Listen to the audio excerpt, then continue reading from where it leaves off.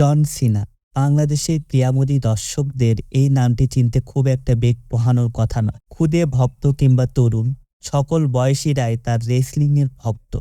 এবার দীর্ঘ ২২ বছরের ক্যারিয়ার এবং ডাব্লিউডাব্লিউ এর ১৬ বারের চ্যাম্পিয়ন জন সিনা বিদায় জানালেন তার ক্যারিয়ার। শনিবার টরন্টো স্কোয়াডিয়া ব্যাংক অ্যারেনায় ডাব্লিউডাব্লিউ এর মানি ইন দ্য ব্যাংক অবসরের ঘোষণা দিয়েছেন ৪৭ বছর বয়সী সিনা। এ সময় সিনা বলেন, বিদায়ের জন্য এটি নিখুঁত জায়গা, এখন সময় শেষ।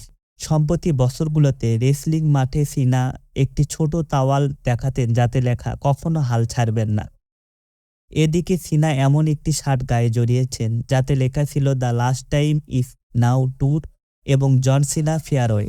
তবে ক্যারিয়ারকে গুড বাই জানালেও আগামী বছর রয়্যাল রাম্বল, এলিমিনেশন চেম্বার এবং রেসলমেনিয়ায় শেষবারের মতো প্রতিদ্বন্দ্বিতা করবেন তিনি এবং সেটিই হবে তার চূড়ান্ত বিদায়ী ইভেন্ট। ২০০২ সালে রেসলিংয়ে আত্মপ্রকাশ ঘটে সিনার।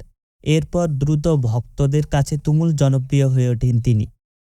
তর্কাতীতভাবে সিনাকে সর্বকালের সর্বশ্রেষ্ঠ ডাব্লিউডাব্লিউ সুপারস্টার বলা হয়।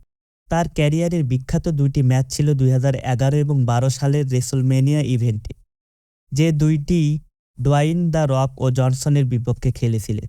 প্রথমটিতে হেরে গেলেও দ্বিতীয়টিতে জয় পেয়েছিলেন। রেসলিং ছাড়াও হলিউড মুভিতে অভিষেক হয়েছে তার।